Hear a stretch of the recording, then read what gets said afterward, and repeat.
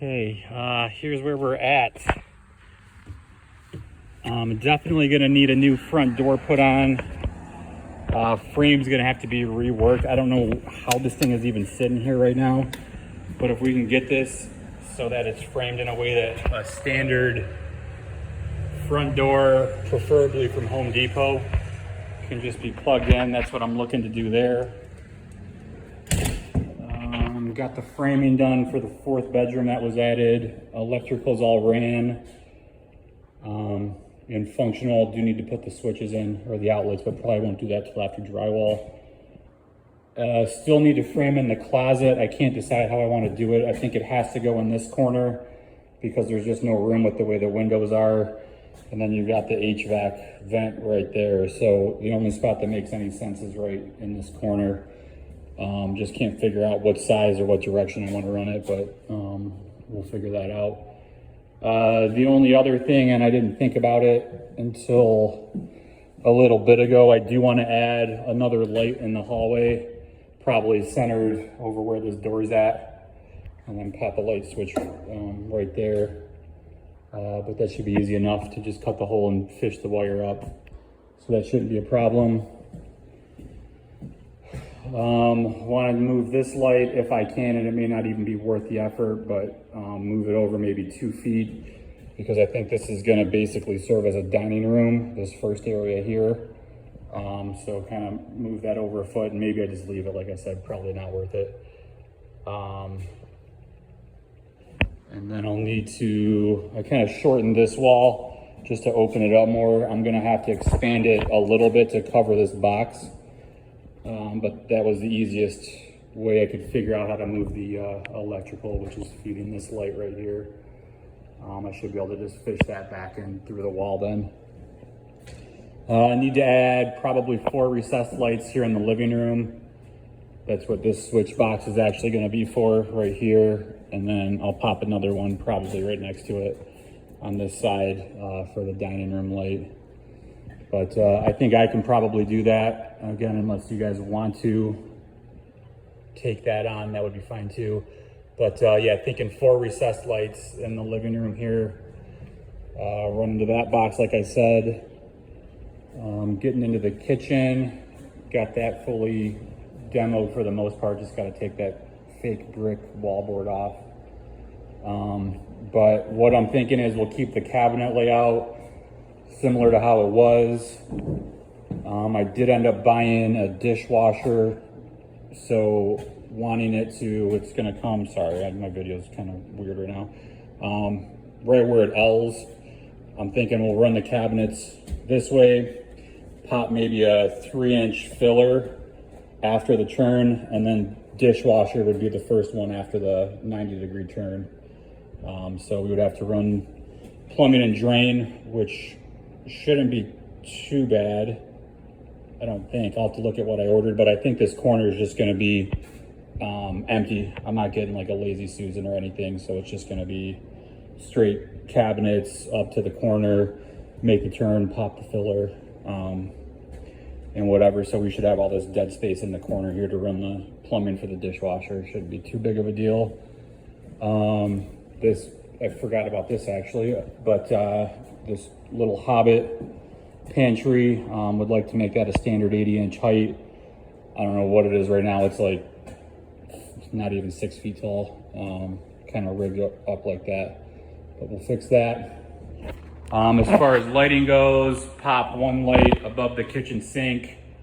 I'm thinking probably just instead of these big, I don't even know what you call these panel lights, just do probably 2 recessed lights for the kitchen, and then I want 2 pendant lights over here, and probably a 6-foot island, kind of like we talked about right in this area. So the pendant lights would just be centered or work over the island that we're putting in. Coming back to the utility room, just realized about 30 minutes ago that the laundry plumbing had a really slow leak going, so started messing with that and the leak got way worse, so I actually just shut the water off outside again. Was able to severely rig the AC unit and furnace so that the central air has been running, which has been a godsend. But when we get into here, I've got an HVAC guy coming to replace the furnace and the central air unit. I do need to get the hot water heater switched out, so if that's something you guys are interested in taking on, that'd be great. The subfloor is pretty gnarly back here.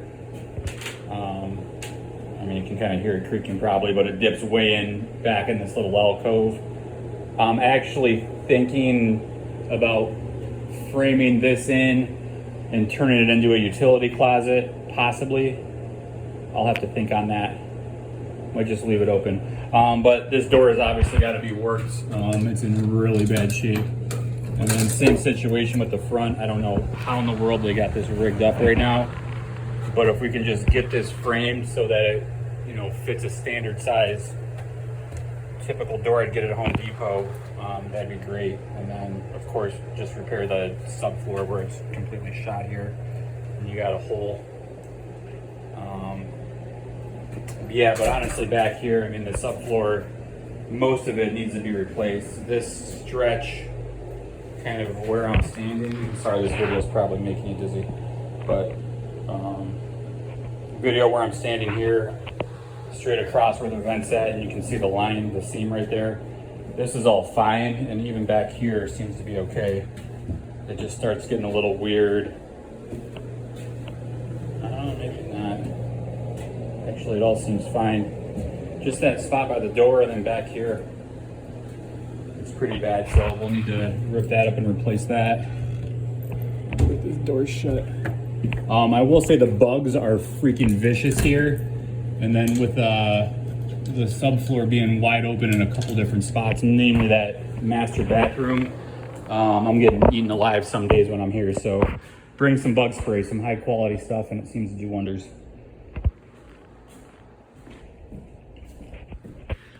Still thinking I want to rip this closet out.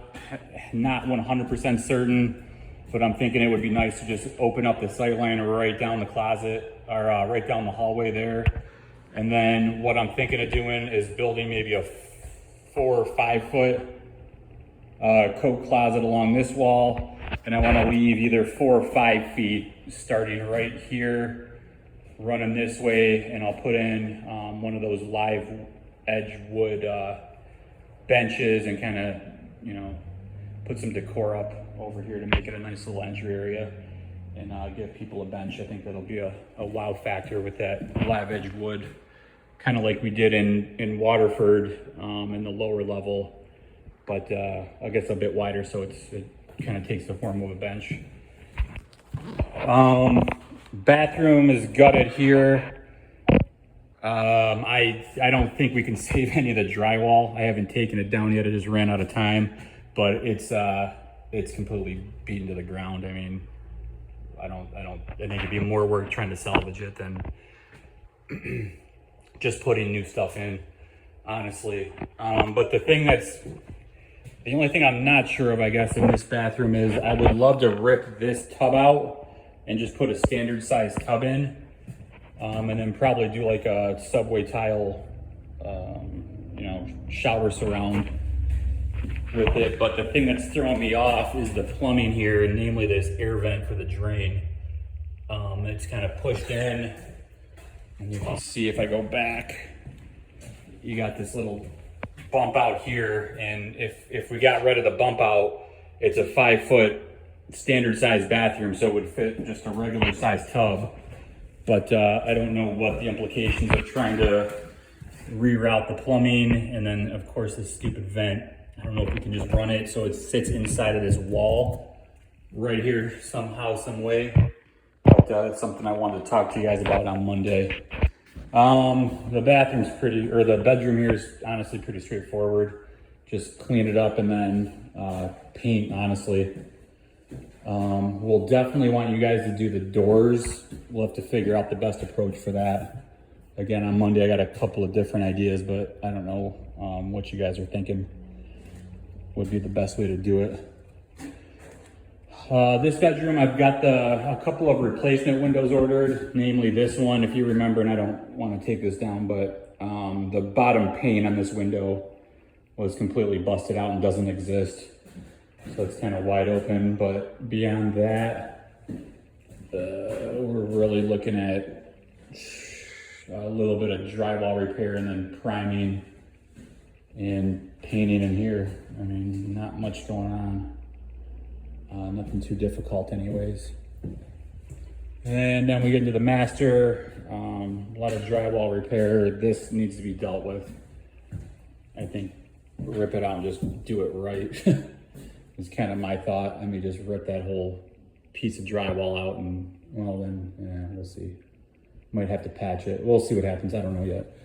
But yeah, this is fully gutted. As I kind of took off all that plastic and kind of started messing around in here, the subfloor was just super rotten throughout most of it. Was able to keep this first little piece in. Seems fine here. Have been using that toilet, believe it or not. Just kind of standing as far as I can and letting her rip because that thing is gnarly. So that'll need to come out obviously at some point. But I think we can just put down new subfloor. I think it's like 4 sheets. It is 5 by 8. Currently, if we're matching up to this particle board here. So we can get a couple sheets of that. But as of right now, and this is just kind of, and I've gone back and forth so many times on this, what I'm thinking of doing in here is, this is where they had the closet wall, where that 2 by 3 is. I'm kind of thinking of just running this wall all the way across the bathroom and turning it into a walk-in closet with maybe a, I don't know, probably a 72-inch like bifold door opening. So that would run straight across. It's kind of right where this makeshift outlet was put in. And then starting at the wall, we would do our vanity. Sorry, kind of walking on joist beams here and don't want to fall while trying to record. Run the vanity. I think we can fit a 6 foot in there, whatever it might be, doesn't really matter. And then a stand-up shower in the corner here. It looks like we've got some plumbing for it, but it appears to be in a bit of a weird location. And then of course, whatever they did, that joist completely is just kind of floating there right now. So thinking stand-up shower in the corner. I'll just buy one of the kits or whatever at like Home Depot.